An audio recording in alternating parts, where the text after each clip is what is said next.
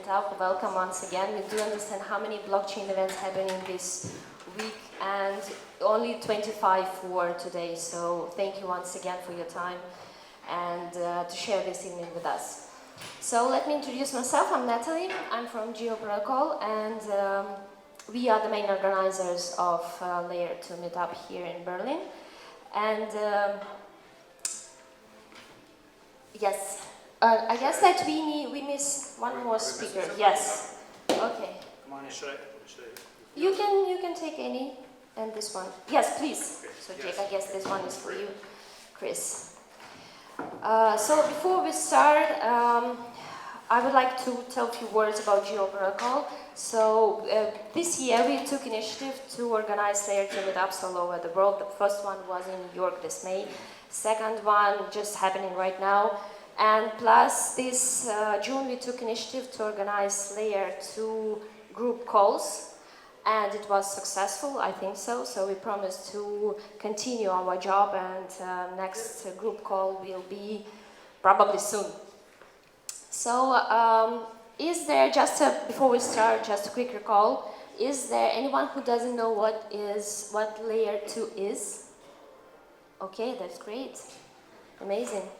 So I would like just a quick agenda for today. So we're going to have one panel discussion. After that, open microphone. If you have something to say or you would like to present your idea or something, feel free to take microphone and do it.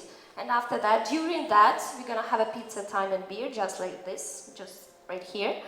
So quick, I'm going to give a microphone to Jake, who will present our speakers. So I'm giving you the floor. Should I give this microphone to someone else? I don't know. Yes. You are boss here right now. Okay, great. Does it work? Yes, it should work. Okay, awesome. Thank you, everybody, for joining us tonight. Thank you, guys, who are all on the panel. Let me just start by introducing myself. My name is Jake Brookman. I'm the founder of CoinFund. CoinFund is a US-based crypto fund. We've been around for a while. Our first fund launched in July of 2015. Today we're on our second fund. We're backed by a big VC firm in the United States called Venrock, with whom we are they are our platform partner. We help them look at deals in the blockchain space. We have a team of 8 based in Williamsburg. We are a fairly technical team. We like studying the base layer technologies and kind of going deep on the tech that people are presenting here. So I'm very excited to ask these guys questions. Today we are here to talk about Layer 2. Layer 2 is in the theme of blockchain scalability. There are a bunch of approaches to scalability in our space and industry. Some of those approaches are sharding or creating faster base layers. Others deal with taking transactions off chain, right, and doing things like state channels and plasma. And I think we have a really good representation of a bunch of different approaches to Layer 2 scalability here. So I'm excited to dig into that. Why don't we begin by letting you guys just take a quick minute to introduce yourself and your project. Keep in mind, I have 6 people on the panel. It's quite a big panel, so please just be mindful of time. Keep it under 30 minutes each. Yeah, but we'll try to cover a lot of stuff, like as much as we can. So I'll hand it off to you. Hi, okay, so I'm Chris Buckland. I'm a co-founder and CTO at PISA Research. So we're building a accountable watching service for Layer 2 systems. And I think we'll talk about it a bit more today, but Layer 2 systems have some fundamental trade-offs that they're making to gain performance gains. And one of the things they often give up is, one of the things they often require is for users to stay online to check their own state and their own funds. And so our system is a way in which they can outsource that to a third party in a safe way. Thanks. My name is Alex Glukowski. I'm co-founder of Matter Labs, and we are doing a more generic approach to Layer 2. We're building something similar to Plasma, but secured by zero-knowledge proofs instead of validators or users. So we also solve the liveness problem, but we replace the watchtowers by essentially math, which is verified by smart contracts. We can talk more about this later. Hello, my name is Chris Winter, and I am the CEO and co-founder of Alacris for about another week. After that, I'm going to be focusing more on what I believe is actually the true problem with blockchain today. And I'm actually giving a talk tomorrow at the DAppCon about this, is that I made this mistake of focusing actually on what they call the trilemma. Have you guys all heard it? And the problem is that fixing the trilemma will not make blockchain successful. What will make blockchain successful is actually bringing in the 30 million developers in the world into blockchain and building things, throwing spaghetti on the wall to actually, and that is how we'll get the actual killer application. What we're actually working on is fixing all of the major problems that are preventing the traditional developer to come in. And yeah, I don't know if I'll have a chance to actually talk about those individuals, but hopefully. Hi, I'm Anurag Arjun. I'm co-founder and CPO of Matic Network. Matic Network is a layer 2 scalability solution based on Plasma. So we kind of released an early version of the mainnet in June, and we're right now releasing the final mainnet end of this year or early next year. And so already a lot of dApps are coming onto Matic. Because we focus on some things like easy to use features for developers. So I think layer 2 via Plasma is the approach that we have taken. I think that's something we are very confident of, yeah, that's what we are. Hi everyone, I'm Vadim. I'm a product manager at Geo Protocol. Our protocol is a universal off-chain scaling solution, and we are building it with the aim to create a global value transfer network by connecting different participants from both crypto and traditional finances. And the key features in terms of layer 2 are that this protocol is blockchain agnostic, supports multiple assets transferring, and it can connect different ledgers and registers, and because of such a design, it is possible to build various dApps. For example, as for now, we are launching a few products, B2C, B2B, and yeah, that's it. Hi, I'm Dominic. I'm with the Raiden project, and we basically do payment channels as an off-chain solution.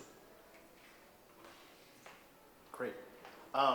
So can I have one of you guys like synthesize the, and maybe this is a bit risky to say, but what is like the generic problem that layer 2 and all of your projects solve? Like, is it the case that blockchain base layers just will never scale to the, to the throughput that we might eventually need, or like, are you solving scalability? Are you solving interoperability? Like, what is the generic problem we're solving with layer 2? Does one person want to take that? Go ahead. Like how we understand it, the basic problem of the layer 1, as it was in Bitcoin or as it is in Ethereum today, is that it's kind of the most inefficient way to process data, and it's highly secure but very inefficient. And at least our payment channel solution tries to take out the basic processing on the blockchain, so that you don't need to process every transaction on the blockchain, but can take it off-chain, so you solve the scalability problem. Does that answer your question, or? Yeah. Would you say that, like, what if someone invents a blockchain one day, though, that, can compete on throughput? Like, do you think this is just like a fundamental bottleneck on the base layer? So, in terms of platforms which are already present, like Bitcoin and Ethereum, it's been it's sort of established that this is a good way to create a layer 1 blockchain which is very decentralized and secure. In terms of sharding, we don't know. There's no production system live right now, which may happen or may not happen. Currently, what happened is that there are very solid layer 1 platforms like Ethereum, which are very decentralized and very secure. And the only thing is the scalability issue, right? And layer 2 makes sense basically if you can create the right kind of cryptographic mechanisms that can ensure the security of the transactions off-chain and you still gain in scalability. I think it's a very valid approach to take rather than focusing, I wouldn't say rather than, but so sharding and things like that will happen in parallel, but layer 2 can happen now. That's what I can say. Add to that a little bit. So the question is like, what could a layer 1 speed? Yes, probably. They could build a layer 1 that has a layer 2 built into it and call it a layer 1. I mean, there's really nothing stopping them from doing that. The huge added benefit that layer 2 has, sitting on top of a base layer, is that it allows for innovation. Once you actually build like scaling like a layer 2 type of thing into the actual base layer, and then you have to deal with the distributed nature of blockchains, you have Ethereum. How long has it been taken to actually upgrade Ethereum? It's going to be that way for everything because that's how distributed networks work. They're hard to actually upgrade. So if you do as little as possible on the base layer and do everything as possible on the layer 2 or layer 3 or layer 4 or how many other layers you want to call it, you can still have innovation and can actually do amazing things. So what you're saying is that layer 2 is not just like a hack for scalability. It actually has very important technical use cases, prototyping, maybe others. Like I'm a huge proponent of thin base layers because that is like do as little as you possibly can, and on the base layer that can't because it's hard to innovate, and everything else on layer 2 because it's a lot easier to upgrade, change, and compete. Yeah, it's a good point. But it might be also interesting to look in what makes it so fundamentally hard to scale the layer 1s. And you mentioned the blockchain trilemma. Like it's really hard to advance all 3 components of decentralization, security, and scalability because we start with decentralization. This is the whole purpose of blockchains, to be decentralized. If you want to sacrifice on this, you can have a centralized database, and this is what we used to have for decades. It's worked with banks, with other institutions, but in blockchain, the whole essence is that we have censorship-resistant systems which cannot be stopped. You cannot stop like all 50,000 people who are on Ethereum nodes.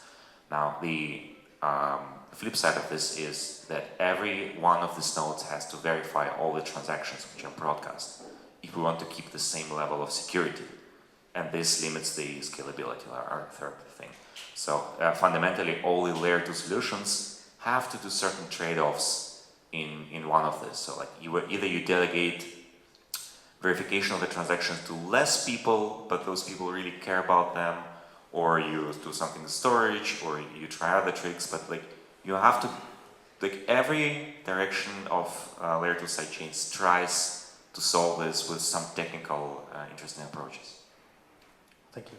Do you have something to add? Yeah, I would say I agree with that, and to be a bit controversial, I'd probably say that layer 1 blockchains can't scale. Like, what you're asking for is to push transactions through a global system and push it through like thousands and thousands and thousands of nodes. There's no way that can be as efficient as something like a payment channel where it's between 2 people.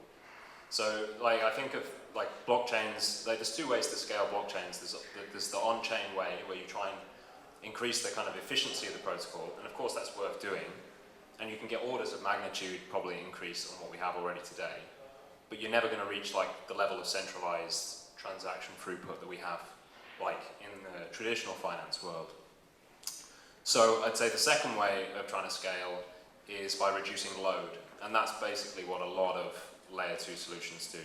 They allow like you to publish like either timestamps or like commitments or like summations of what you did off chain, and I would say that's kind of like what you're getting at with layer 2 is to try and reduce load on the main chain.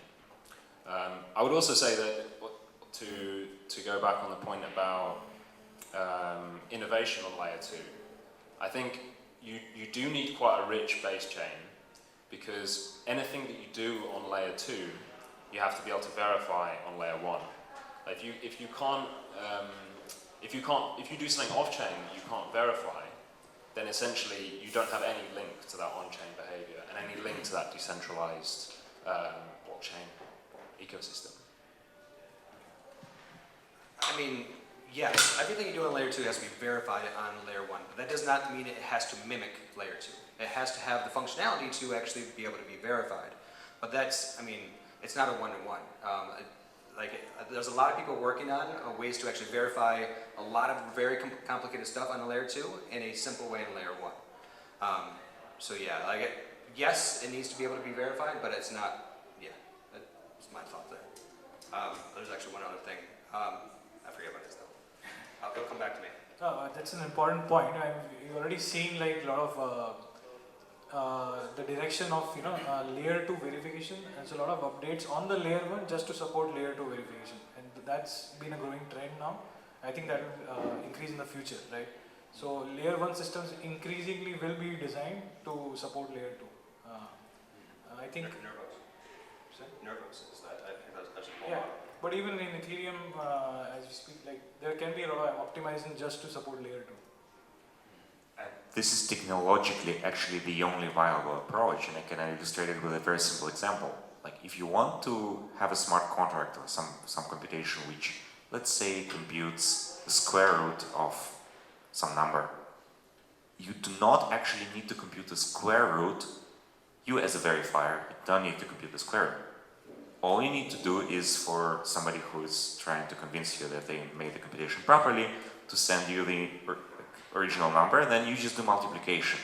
And then you compare the results. It's y equals to x times x. If yes, then x equals to square root y. And we can apply this trick in many various ways, like in increasing complexity, to reduce the verification requirements on layer 1 to like absolute minimum. So I remember what my thing was. So scaling. So I agree 100% that you can't actually, layer 2 will always be faster than layer 1. But the thing that you have to also realize is the whole definition of good enough. So if a layer 1 could do 1 million transactions per second, but a layer 2 on top of that could do 100 million, you have to ask the question, like, who cares? Is layer 1 fast enough to satisfy what the world needs? And then you won't need that layer 2. So that's why I go back to the number 1 options, to be able to actually, if you for some reason you do need to go crazy, do the scaling on layer 2, or if you want to actually give up a little bit of centralization, give up a little bit of security, it's great to have those options on layer 2. Thank you.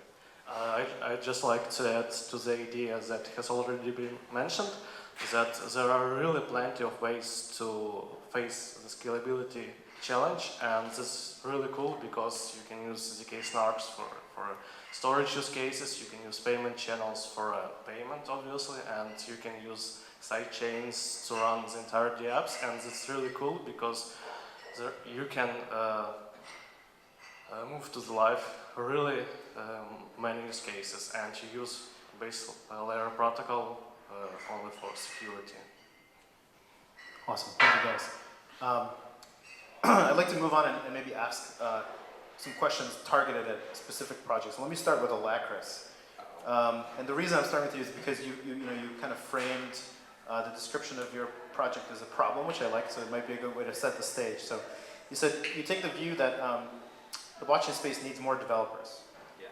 Let me challenge that view for a second. Don't we have enough developers? No. And don't we really actually need a demand side of blockchain? Not at all. And I say this because based off research.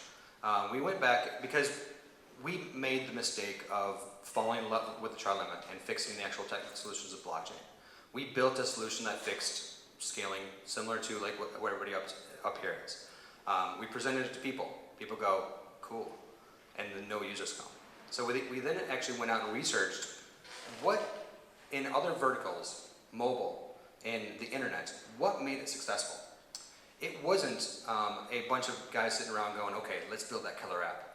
It wasn't like a group of 5 guys. What it was is developers throwing spaghetti at the wall, building fart apps, and building but thousands of them.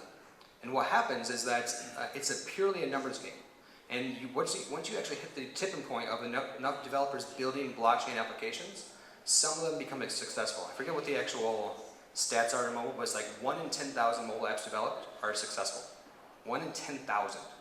Like, do we even have 10,000 dApps at all right now? I mean, I'm sure someone actually has the exact numbers, but no. What we need is those 30 million developers in the world being comfortable with building fart apps on the blockchain. Because that will make it so that killer apps will come. It's not ooh, I can't wait till supply chain's on blockchain. It's, ooh, I can't wait until currency. It's I can't wait until this idea that we did not come up with, but this team over in another country somewhere has come up with and people start using. And that is the killer app that will make blockchain successful. So it's a numbers game. It's a numbers game. Awesome. Thank you. Dominic, let me go to you in Raiden Network. As far as I recall, you guys are one of the oldest, one of the first Layer 2 projects. Tell us a little bit about your journey and what is the current state of Raiden and how do you see this market playing out? Well, yeah, we are, I think, since 3 years developing Raiden. And I think it started from the problem that we wanted to solve, the scalability problem in blockchain on Ethereum.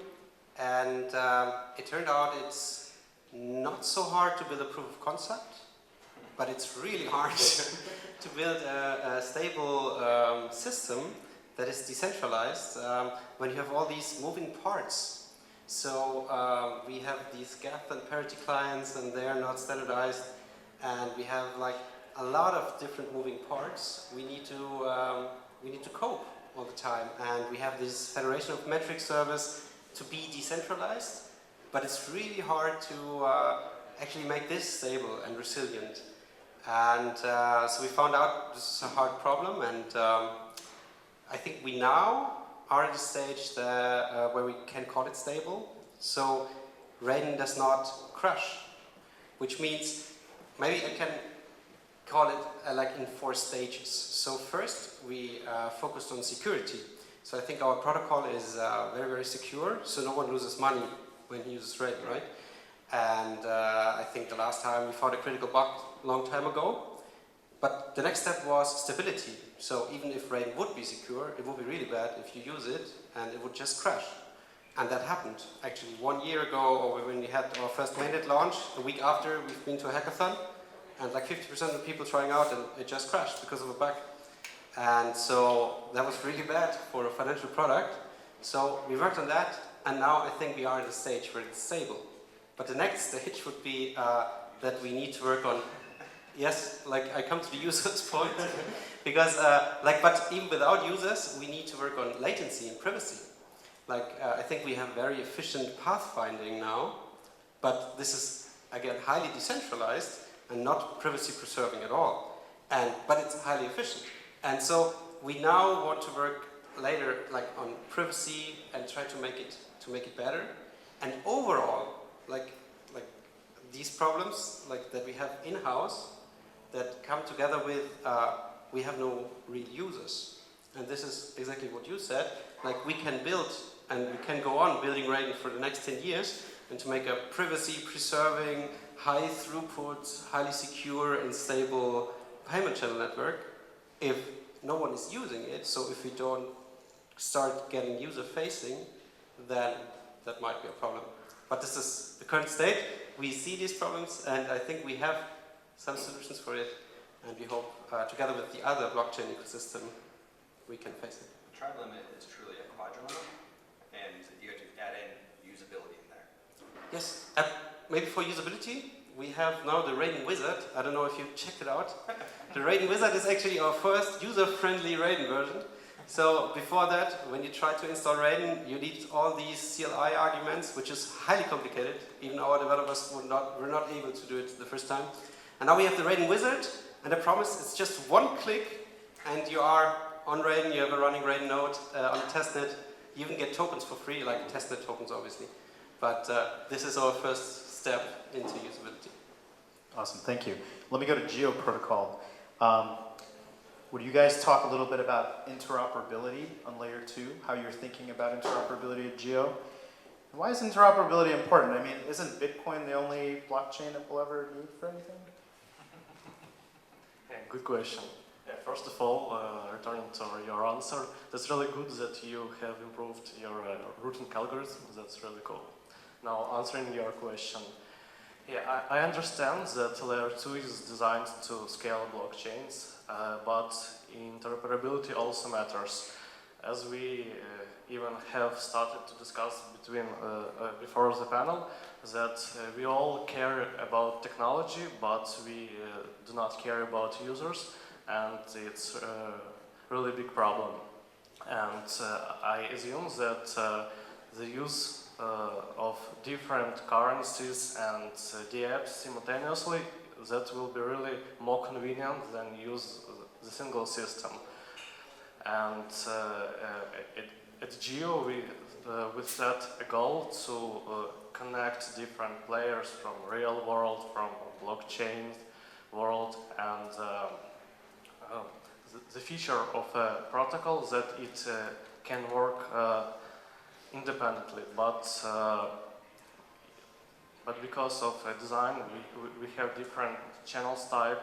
For example, like a trust line, it allows to interact with different assets in trusted way, but sure, we need a trustless approach, so it is possible to use Bitcoin or Ethereum as a system where the real assets are frozen, and in this way we can achieve trustless. For example,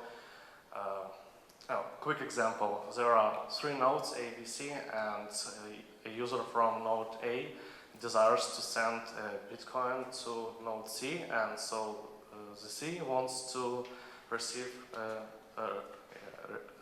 Ether, and node A and node B, they have to open, for example, multi-sig address at Bitcoin, and in the same way, node B and C, they open a channel at Ethereum, and node B acts as an intermediary node, market maker, and this example, and all the states are mirroring to the geo level, and it is possible to send from node A to node C Bitcoin, so the node C will receive Ether. Yeah, and in this approach, using a trust line, it is possible to add fiat currency and to interact with dollar and other currencies. Thank you. Let me go to Matic. Matic, I just want to highlight, so whereas Raiden is taking a state channel approach to layer 2, right? You guys are taking a plasma approach. And perhaps those are complementary technologies in that layer. Can you talk a little bit about how plasma and POS sidechains facilitate better user experience? Right.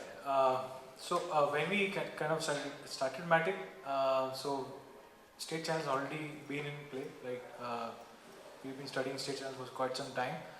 But when Plasma really came out, we looked at what are the things that we want to optimize on, and so from a user perspective, we thought that solving things like keeping liquidity in channels and hubs and all that, we would like to avoid that. And so Plasma was, and it's a complementary approach. I would say Plasma and state channels both a complementary approach, but the approach that we took was that we didn't want to have users keeping to have liquidity in the system. They just kind of get into the system, and they don't need to be online, for example, right?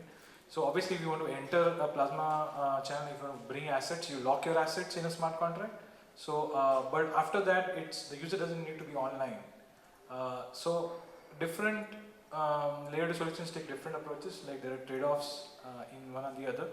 But we thought that that was an important requirement, and so that's why we took this approach. Plasma is something which has been being just studied from like 2017 onwards, and I think there has been tremendous progress since when we started. I think if you kind of follow Plasma, I mean there are so many variants out there, but essentially there are two different main approaches. But primarily it basically the whole cryptographic construction of just taking transactions off-chain, committing state at frequent intervals, and just providing a challenge exit mechanism. So the whole thing can be abstracted in such a way that even developers don't have to get into nitty-gritties, and users don't have to be online, and that's I think a very important requirement that we had in mind. Cool, thank you. Let me go to PISA. So again, watch your service, right? So you're servicing layer 2, you're helping users who want to go offline. Okay? But you obviously are doing this because you think this is a big opportunity. Can you talk a little bit about what is the size of this opportunity and how do you monetize that from the watcher perspective? Yeah, I mean, it's difficult because it's not, we're talking about a payment system that doesn't exist today. So making estimates about it is hard, but the point of layer 2 payment systems is to exceed the current payment systems. It's not to get the same levels of transaction volume as we have on Visa or something today. It's to be like 10 or 100 times multiples of that, so that we can send very, very small payments. At the moment, there's minimums that we can send, like on Visa, and they'll charge you flat fees, plus a percentage. So the point of layer 2 payment systems is that you could send many, many times that, and you could have many more like tiny payments occurring all the time between devices, between people. You could be streaming payments for watching things, for hearing things, for doing things, controlling robots with money, things like that. And so if you imagine a system like that with a much, much higher throughput, then you can, I guess, imagine different ways in which you can monetize it. You could take a very, very small percentage on such a high volume, for example. Or you could take a subscription from individual users and say, okay, like in a kind of insurance way, we'll protect you for a year or 2 years or whatever for this price. So there's different models in which you can price it. When do you think that kind of volume starts to occur? So I think it has to be. So these are disruptive technologies, right? They have to be actively tearing down the incumbents. They can't be like expecting to arrive and and like users will come to them. They need to be showing the world why they're much better and sort of like ripping apart the existing systems. And there'll be people on the inside who will be wanting for that to happen, right? If it's cheaper, if there's an efficiency gain, then you should be able to find customers for that. When, in terms of years, in terms of time, I think it's hard to say. Like, I think the future that we look at will not be the one we imagine today. I would imagine that, I mean, there's a hopeful future, which is what we imagine today, but there's probably a realistic future, which is a combination of what we have today and what we're hoping for. In some sense, these systems becoming centralized in various different ways, or ownership being controlled in certain ways. So I don't know when that vision will occur, and if we'll ever get to the vision that we're talking about today. Mm-hmm. Maybe I can add a little bit something there, because I've recently been like looking at this space, and MetaMask reported that in April there were about 1.5 million transactions on MetaMask. And then what do you guys think is the dollar value of the median Ether transfer these days? Anyone want to take a guess? Median or average? Median. $10. How many? $10? Yeah. Anyone else? I guess $1. $1. It's $500. 2 something Ether, right? Well, just on Ethereum, right? Okay. I was gonna Now say, if you do a little back of the envelope, right? So 1.5 million times $500 times 12. So annualizing, that's $8.8 billion. Well, I mean, I would be like, I agree that the average Ethereum transaction would be $500, but they're not spending it on MetaMask. Like, people aren't sending $500. But it's just, I agree. Yeah, like it's a that. back of the envelope, but it's a Okay. sample, right? It's like that. But also notice that it's just MetaMask, just Ether, not tokens, and just given the size of the current community of people in blockchain. We're getting there. Okay. We're getting there. So, I mean, I just want to address one assumption in the question that you had, right? So, see, this space has attracted so much money because of its inherent nature, the token model and so on and so forth. So, people who are following the industry also have unfair expectations of what is possible. See, any technology has to go through an adoption curve, right? There are early users. You have to break through the curve. You have to get to mainstream. It takes time.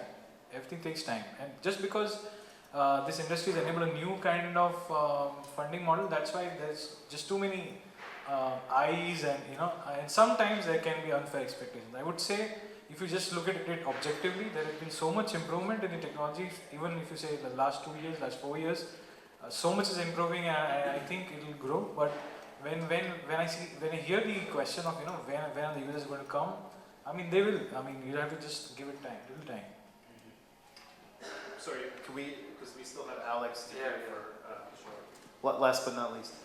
So Alex, your project uses zero knowledge technology. Can you demystify that for us a little bit and talk about what is the killer feature that adds to your layer 2 solution? Well, the key feature is not the zero knowledge part. So zero knowledge proofs are mostly known for the zero knowledge part, which obfuscates some data, and we don't need to publish all the data which goes into those proofs. But what we actually use is the succinctness. So actual property which zero knowledge proofs gives us is the, I would rather call them proofs of computational integrity. So we can provide a very succinct proof which can be easily checked cheaply that I have performed a very large computation correctly, and here are the results. And so this is what we use, and I cannot demystify it in 1 minute. It's very mystical. You have to dive into it. Yes, but this is actually what we use. So what I can give you an intuition of what it actually gives you.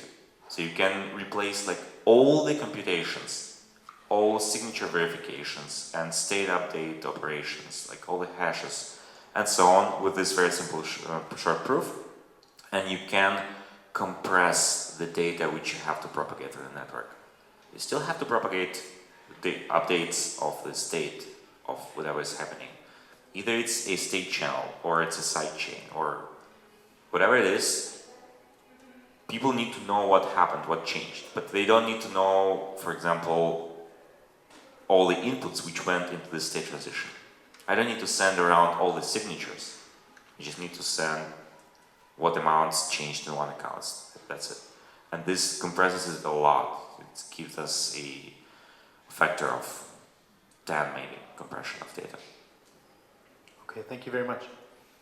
So we've done a good job maybe selling layer 2. Let's talk about some of the limitations of layer 2. I'll give you guys some examples, right? When I've studied state channel networks, first of all, to be a node, or I should say a hub on a network, you need a lot of collateralization, so it's expensive.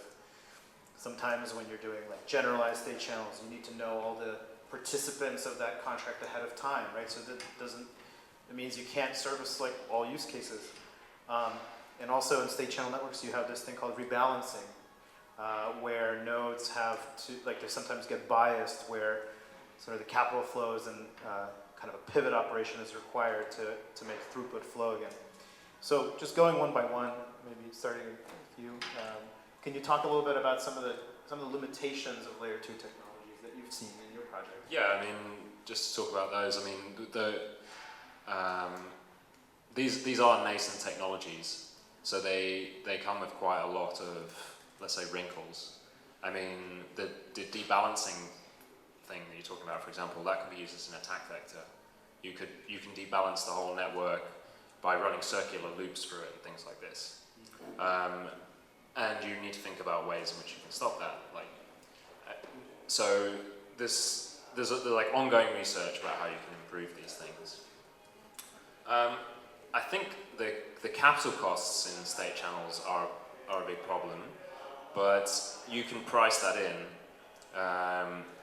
You can calculate basically how much that capital costs. You have to, let's say if you're a hub and you're running many state channels and you need outgoing capital towards people, if you were to loan that, if you were to borrow that capital of someone else, you can calculate how much that costs, how much you need to charge your users, and you can calculate that, and it works out. It depends on how much you're sending through and what the size is, but it still works out at less than current payment fee charges.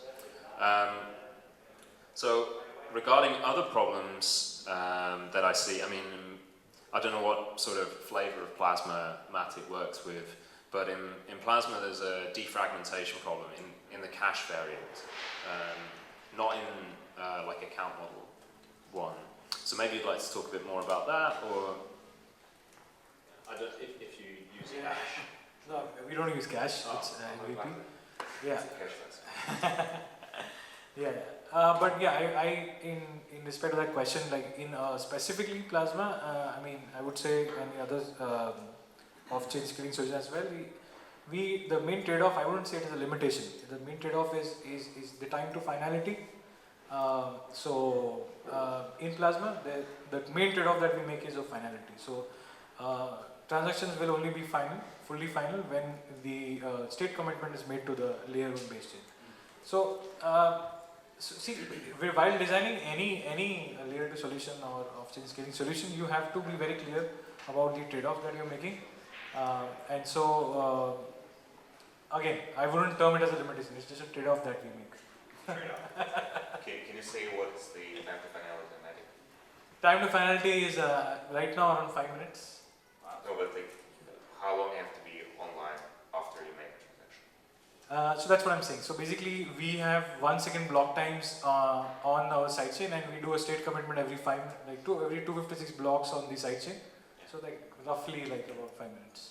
Oh, but then I don't have to monitor it. But is it possible? You still need to monitor by having watcher nodes, but we tend to keep the clients as light as possible, and maybe make use of a watching service such as So maybe I can make my question more. Yeah. Maybe I can make the question more precise, and this is a question to all payment channel protocols. When I put some money when I receive money from somebody in the in this sidechain or state channel, I can only withdraw it after. Like I cannot withdraw immediately. I have to leave for some time for the other party to protest if I made some transaction based on previous state which has already been invalidated.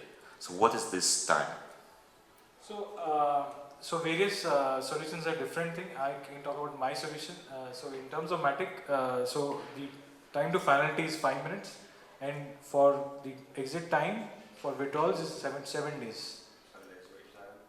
Yeah. Does that answer the question?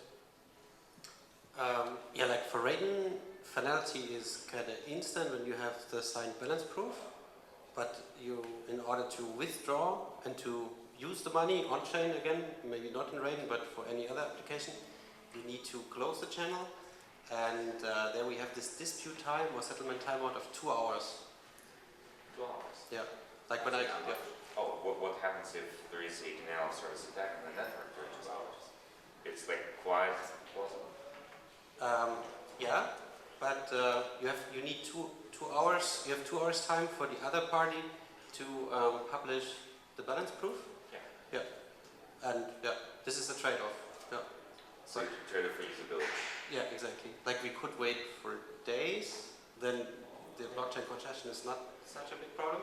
Or you wait for 5 minutes, but like at the moment it's 2 hours, but this value is even adjustable. But we haven't seen longer time than 2 hours. And so in Plasma, the exit time is about 7 days, but see there are various optimizations that you can make. Like for example, we are doing a fast exit feature where you can kind of, you can tokenize the exit and transfer the risk to a counterparty if he or she wants to take on the risk. So let's say for example, someone like PISA research, so there's a watcher node running, and they can study the transaction and just see how much of a risk is it, and so you can from a usability perspective, you reduce the 7-day waiting period to, let's say, even instant if there is liquidity there. So see, all of these are, kind of usability optimizations that you have to do. So I read an article today about the Lightning Network, and I would say probably the Lightning Network is the most popular layer 2 solution right now. Would you guys agree? Lightning Network is probably the most popular. I think his name is Big LN, is the largest node on the Lightning Network with 800 Bitcoin locked up into his node, and he makes $20 a week. And by the way, when I say he makes $20 a week, that's how much money he makes in fees. He spends way more money on the actual, he loses money every single week by doing this. So if you look at it, yes, there's lots of trade-offs or problems or everything of that sort. But the truth is like, I don't really see it as being fair to actually even really kind of talk about this yet. Because we are so early in the technology that there are going to be trade-offs. But everybody here is actually working on fixing those trade-offs. Like, for example, one of the things that you can do about the finality times is maybe it's not technically final, but it's economically final. You can do a lot of things like that. And what I mean by that is that, okay, so it's not completely on the chain yet, but the person that holds the lever to actually make it wrong is economically vested to tell you the truth that it's good enough. But there's a lot of things that can be done like this, and the technology will continuously improve. So sure, there's a lot of drawbacks, but give us a little bit of time.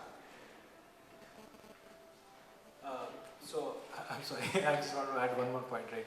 So, like what he said, right? Let's say in Plasma, there is the concept of a single operator.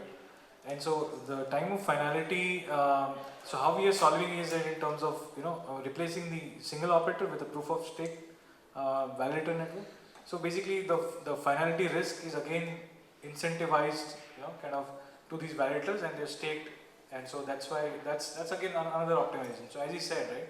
These optimizations are still ongoing, and I wouldn't term these limitations. Trade-offs. Temporary trade-offs. Okay, first of all, I'd like to make one step back and add one interesting fact about market size of transaction volume.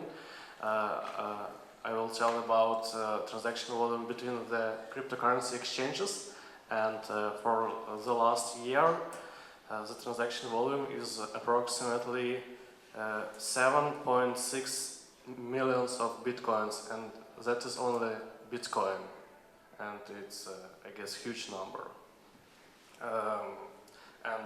Returning back about the limitations of layer 2, I'd like to start with pretty common, and it's a collateral, and that you need to deposit your funds. And for example, if we are talking about Bitcoin and Lightning, if you want to deposit and freeze all the Bitcoins eventually in Lightning, for example, you need years and years to do so. Another problem and issue is pathfinding services and routing algorithms, because with network growing, as far as I know, most projects, this algorithm is not so efficient, because you need to store the topology of all the network, and if more nodes are coming to the network, it becomes not so efficient. And another issue with the routing algorithm is that about rebalancing, and we even discussed this at a community call, that when channels become imbalanced and you need to rebalance them or to clear them, the pathfinding service has to find the optimal way to rebalance and with minimum fees, and that's a very complicated task. And another challenge is user experience and for real adoption. The first challenge is that the user has to be online when receiving payments, but that's really great to hear that, for example, in Matic, you don't need to have to be online, and PISA works on such solutions, and that's really cool. Do you have something, Noam? I just want to say, I think our biggest problem, besides the user problem, which I think we actually is the biggest problem. Let's be very clear. Yeah, let's be very clear. But I think with payment channels, the biggest problem is not even technical, it is economical. And so we face the imbalanced channel problem actually, or in Lightning they call it inbound capacity problem, which means that basically these peer-to-peer payment channel networks, they have the paradigm of bidirectional money flows, but this does not reflect the economic reality. In reality, it seems like payment flows unidirectional from me to the coffee shop, but from the coffee shop, it never pays me. And the problem with these payment channels is that he must, at some point at least, pay me or route a payment through me, such that the channel gets balanced again. But yeah, this is a very hard problem, I guess. So how you solve it, or did you have did you model it and saw how things play out in real data simulations? We did simulations. The problem is the simulations they cannot, we cannot simulate the Raiden network as it will be because there are so many different variables and we don't know the topology. And if you simulate over various topologies, then you basically gain nothing. And so you can just think it through.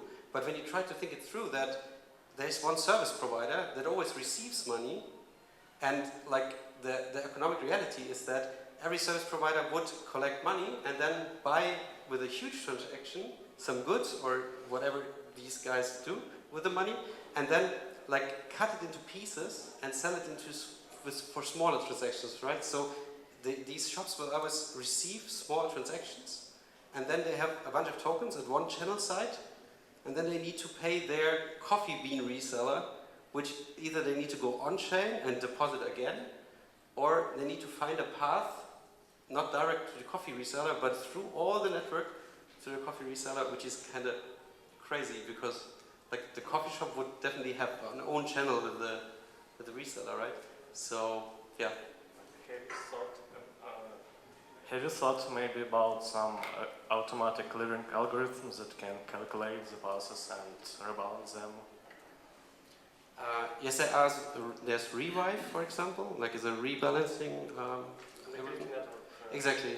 This is what they do. We now try it out with negative fees, actually. So we call it imbalance fees. And for a channel, you can basically define what is a balanced channel for you.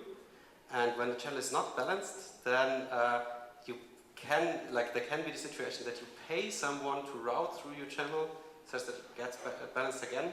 But I think this is just, with technology like this, we will not solve the underlying problem of the channel getting imbalanced over time. All right, thank you panelists for fielding my questions. I'm going to throw you to the audience. Maybe the audience has a few questions. I'm ready. Do you guys? Yes, sir. Do you think it's an ongoing problem with the inbound capacity problem? Because right now I think lots of people put money in Raiden and then they want to buy a t-shirt with it, and you don't see really the coffee shop buying their coffee beans from their supplier on the network. So it's very much consumer focused, and you would have to onboard the other side and perhaps the wage payments and everything, and then it might. So I have a question with regard to routing. So what about privacy of routing? Because I've done some research on the topic and came to the conclusion that either we have the totally decentralized routing, but it's very inefficient, or we have some kind of dedicated nodes like routers, which route very faster, but they obviously can correlate payments or collude or censor or do other messy things. So what are the thoughts on privacy aspects? We faced this problem. We thought routing somehow is in between the tension of privacy and efficiency. And we now have these pathfinding services, so we are very at the edge of efficiency, and these are basically kind of centralized nodes that keep track of the whole topology and the current capacity of the channels, and then we have a very efficient pathfinding. But at the moment, we do not work on the privacy part. Even though there are solutions with, for example, hidden computation and stuff that we need to research on? I can add to this topic. Our team is also working on a routing algorithm, and we use the approach, quick explanation. In our ecosystem, each node stores information only about its channels and its operation.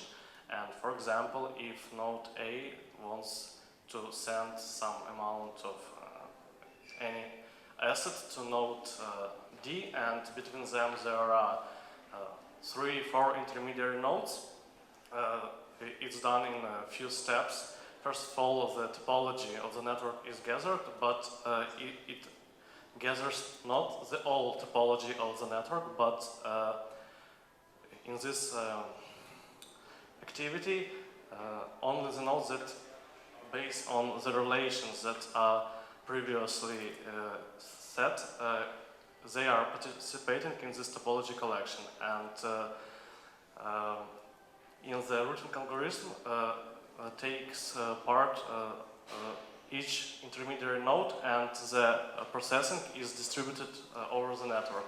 So the sender node, it doesn't need to store all the topology or process all the path.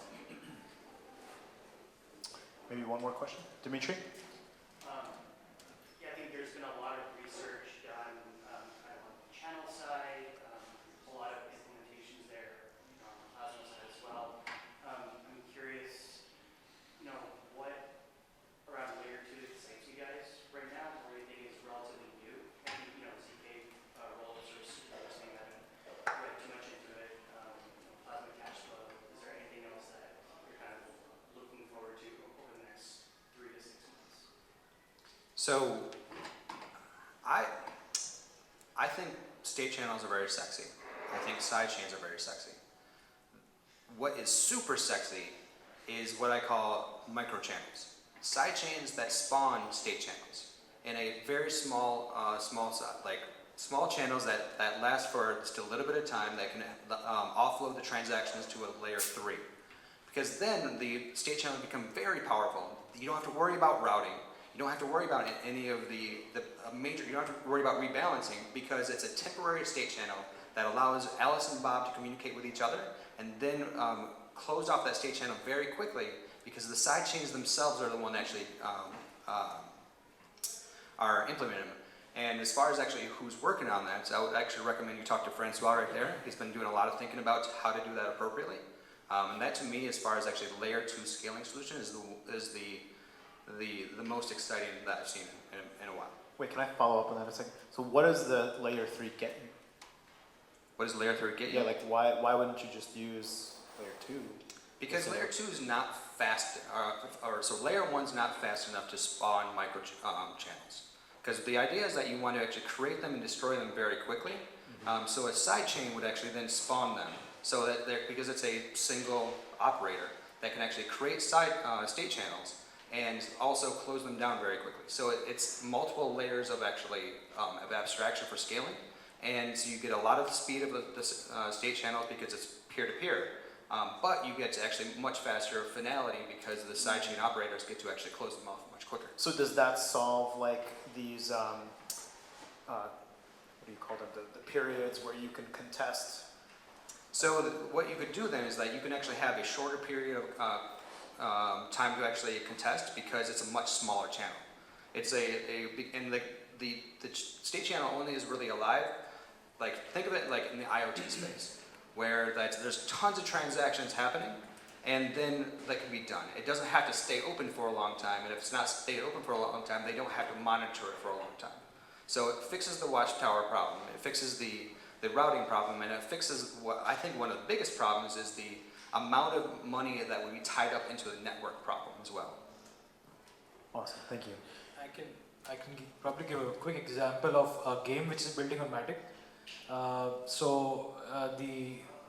The game uses transactions throughout that happen on Matic, but if there's like a duel between 2 players, so the game spawns a temporary state channel, and the transactions of the duel are in the state channel.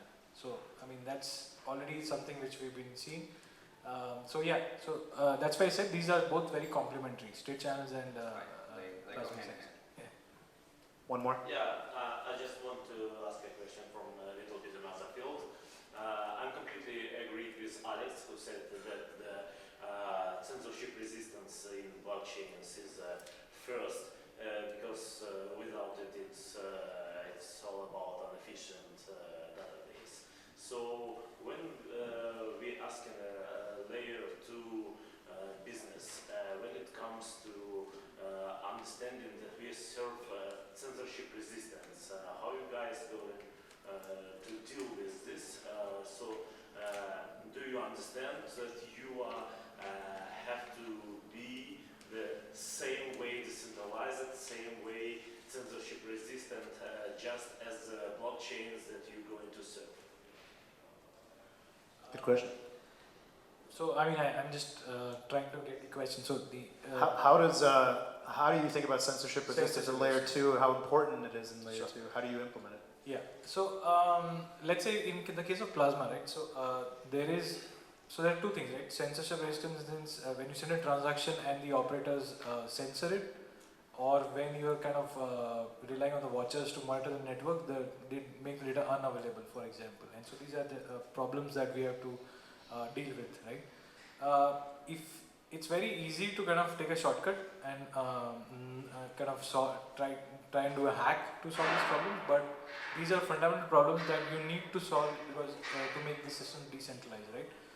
So in our case, for example, we deploy like a proof of stake layer to ensure data availability on the side chains, and that's like an incentivized mechanism which mitigates this problem. It doesn't solve this problem, but it mitigates it to a very large level. And so I think when you design these systems, you have to think of this. There are trade-offs inherent on all this, but you cannot kind of compromise on what a layer 1 already offers, and then build a layer 2 which kind of lacks in those kind of respects. Hopefully I answered. So the way that I look at it is that there's MVD, minimum viable decentralization, and then there's also a minimum viable censorship, so MVC, because it's not a one-size-fits-all world. It never has been, and I would say that's probably one of the problems in the blockchain right now is that there's a lot of really smart people here that are really passionate about what they believe and trying to actually fit their beliefs on the rest of the world. What you need to do as a product owner is ask the question, what am I actually trying to actually accomplish for my users? And so censorship and distribution decentralization are very important things in different aspects. And that's another full circle back to layer 2, is that doing all of this stuff on layer 2 rather than layer 1 provides options and provides the ability to have those trade-offs and have success for a lot of different type of people. So can you define minimum viable decentralization? For whom? if I just take like Ethereum contract and put some money there and have a database which tracks accounts of some users and I control this account. Is it decentralized enough? The whole point of the whole term of MVD is that it's not me defining it, it's the users. And so the answer is yes, potentially, for the people that are using it. What it is that you need to provide options. It's like, I personally am a very much a decentralization maximalist. I want everything to be decentralized and everything of that sort. I'm not the world. I know that my mom doesn't give a shit. But get the minimum viable to her is different than the minimum viable to me. And that is the thing that we as an industry need to understand. We are not the world. So very quick point. So the basic design mechanism the principle that we're going to use is, if something fails on layer 2, you should still be able to go to layer 1 and do the exact same thing, right? So if someone is censoring you on a layer 2, there has to be a mechanism to take it to layer 1. If that's like a basic design principle.